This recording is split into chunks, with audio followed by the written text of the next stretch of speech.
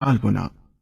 भोले भाले किसान अधिक उत्पादन के लालच में फंसकर रासायनिक खाद व कीटनाशकों का प्रयोग करने लगे। बैलों की जगह ट्रैक्टर से जुताई होने लगी।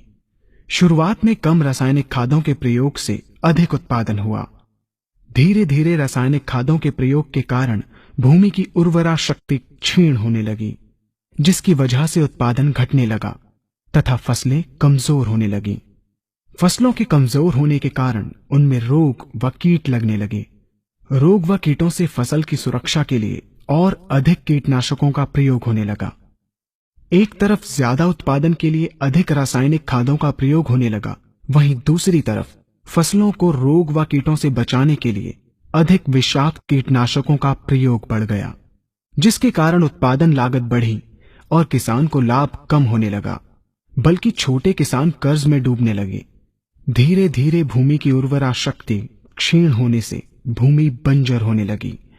रासायनिक खाद व कीटनाशकों के कारण खाद्यान्न भी विषाक्त हो गए तथा जलवायु भी प्रदूषित हो गई, जिसके कारण मानव पशु पक्षियों के स्वास्थ्य पर प्रतिकूल प्रभाव पड़ा, जिसका परिणाम आपके सामने है।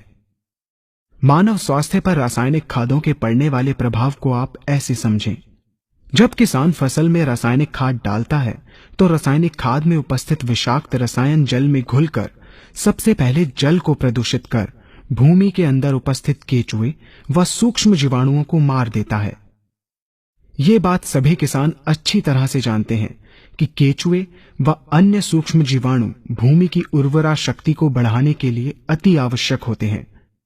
विषाक्त रसायन के कारण इनकी मृत्यु हो जाने से भूमि की उर्वरा शक्ति नष्ट हो जाती है तथा भूमि कठोर होकर बंजर होने लगती है।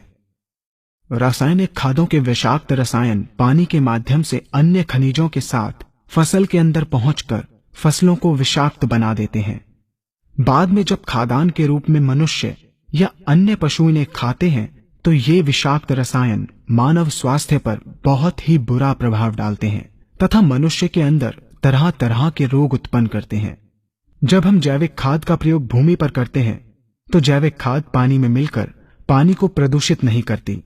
जैविक खाद भूमि के अंदर उपस्थित उर्वरा शक्ति को बढ़ाने वाले जीवाणु तथा केचुओं की संख्या को तीव्रता से बढ़ाती है, जिससे भूमि की उर्वरा शक्ति बढ़ती है तथा भूमि छिद्र युक्त एवं भुरभुरी हो जाती है, जिससे वायु और प्रकाश भूमि के अंदर गहराई तक प्रवेश करते हैं, जिसके कारण भूमि में तापमान एवं आर्द्रता का संतुलन बना रहता है और फसलें मजबूत होती हैं।